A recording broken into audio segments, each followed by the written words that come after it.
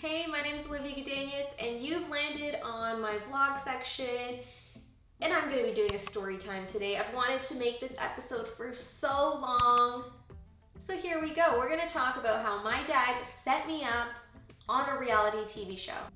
I'm going to apologize right now for the quality of the episode. I had to film it off my mirrorless camera. Long story short, I don't have a DVD player, so this was the best way for me to showcase it to you. But if you want to watch the episode yourself, I will leave the information down below so you can catch the exact episode. So one day, my dad ended up calling me and was like, hey, I have a client and he's looking for some extra help. Do you want to take on some side work? And at the time, as an actor, you're always looking for extra streams of income. So I think I had a party that evening, so I was like, no, it's okay, because it was only a 2-hour job, and by the time I drove there and back, it probably wasn't worth it. So I just said, no thanks. And then my dad's like, it's $50 an hour. I'm like, okay, sign me up. Then my dad offered to drive me on top of everything. So I was like, you know what, $50 an hour, it's a short shift, and my dad's gonna drive me and pick me up. Okay, I'm in. I was in at $50, but now I'm really in. I didn't think anything of it because he said it was for a client of his, so I figured he just wanted more face-to-face time. So when we drove up there, it was summer, and we ended up going to a shopping mall, or at least the side of a shopping mall. I don't know if it was part of the mall or just a building attached to it. And I was in flip-flops and a dress. And the second I got in, they're like, you have to leave your phone and your purse here. And we are all attached to our phones 24/7. So when I heard that, I was like, oh, this is weird, but whatever. Okay, it's 2 hours, I can survive. So I put my phone down, I put my purse down. I got one of those white doctor lab jackets. And then I went to meet my partner, whose name was Lauren. Lauren was super lovely. I clicked with her right away, so they definitely cast the right person. She just gave me a lowdown, and I didn't know, but cameras were already filming. And although you guys only see 5 minutes of this episode, we filmed it, I wanna say it was over an hour, give or take. And I was asking her things like, because I was in flip-flops, like, should I be in steel-toed shoes or something? Like, I don't know, like, it just seemed weird that I was okay as is when we were actually handling blood, when I thought it was more of reception. Either way, I was questioning things throughout the process. They did not show those parts, of course. I didn't actually get to meet Tracy Morgan because he was shooting his sections separately, but that would have been really cool. I also didn't know my dad was gonna get featured in the episode, so he loved that. And I think it was so fitting that this was an episode related to vampires because I love that stuff. I love the supernatural, True Blood, Vampire Diaries, who's with me, right? So this was my little version of it, reality TV style. The place that they featured was the WMTI Blood Bank in Thane, GA. But that was not what it looked like. So that was interesting. I also want to mention that everything went by so quickly. So anytime I had a question or I was like, this seems a little, something else would happen. And it was like, bam, bam, bam, bam. And you just don't even have time to process. So the first guy that came in, what was his name? I think his name was Scott. So when the paramedic came in and introduced himself, he was super nice, we're just being girls crushing over somebody cute. But what was interesting is when he came to pick up something, she put the blood in a styrofoam container, but there was no ice in it or anything. And I have no experience in the medical field, but I know that blood needs to be cooled or transported more than putting it just felt like someone was putting it in a bag and here you go. So I was like, is that not weird?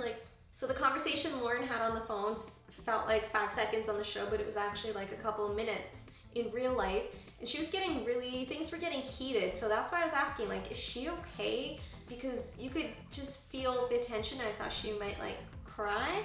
So I didn't want her to leave me there too if she needed to cry, right? And then when the supervisor slash boss ended up coming in and accusing her of more, like I started connecting the pieces.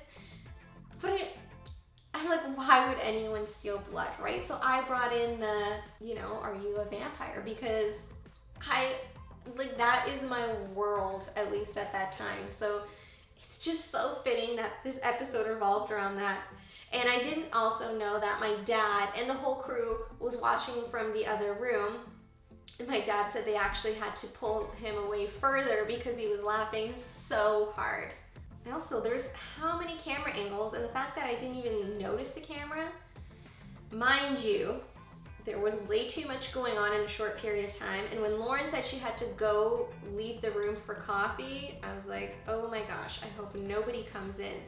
Because she didn't like technically give me a lowdown of where everything is. She just says, anyone that needs a form, this is what it's supposed to look like. So then the two guys came in and I was like, oh, they look sketchy.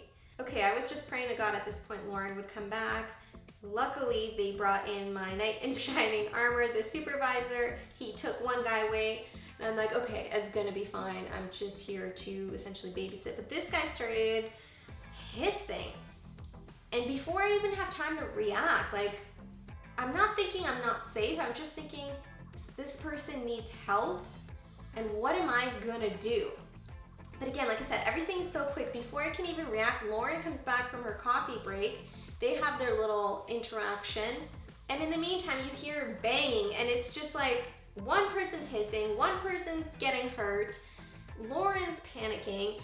Like there is, and I'm just trying to keep us calm. So I'm like, guys, calm down, calm down. They didn't show that part. One thing at a time. Who wants what? What's going on? And I'm just trying to get some structure because there's too much chaos. So how can anyone think? And then I thought, okay, there's a phone. Maybe I could like pick it up and throw it and, you know, distract someone. But I am behind a concrete desk. So it's not like I can even like easily jump over. And there was just, like I said, everything was happening so quick. And again, Lauren's throwing in blood into another styrofoam container. She's dropping it. It's just, it's getting crazy. And then when the chair was happening, oh my goodness. I was like, this is completely out of control. Stay calm, stay calm. If they wanted you dead, you would already be dead. They would have gone after you first, but you're still here. Those other two are eliminated for a reason. I love how I'm like logically thinking this through in high extreme panic. And I'm glad that I'm so calm in those situations because if I could picture myself in those situations, I would think I would be the opposite. So when my friends actually watched this episode, they were like, man, I definitely want to get stuck with you if there's ever an issue because you were so calm. And then when they started asking me questions, I'm like, okay, they're still stalling. And then I started thinking of all the movies I've been watching. Like I said, all the vampire movies, like it would take them seconds to bite me, you know, but they're not. They're having conversation. They're stalling. So I just knew if I kept talking, tried to negotiate with them, and I mean, it worked for a bit. And then one guy jumps on the counter and I'm like, okay, panic really started to hit through because my exit route, I guess, wasn't planned. You better believe I'm looking at all the exit signs these days. I think if it went on a few more seconds, I would have just had to make a run for it. I guess we'll never know because they ended up telling me I was on scare tactics, and then, you know, my dad came out and I could breathe. And it was such a fun experience and so crazy. I'm still playing it on my phone. That's why I'm holding it up, just so I can reference it fully for you and not miss it. It was just like, how could my dad set me up? How did all of this happen? But it was just an overall cool experience, 10 out of 10. Yeah, so thanks for watching and I will see you next Tuesday. Another week, another video, check, check. I will see you next Tuesday, same place, same time. Bye.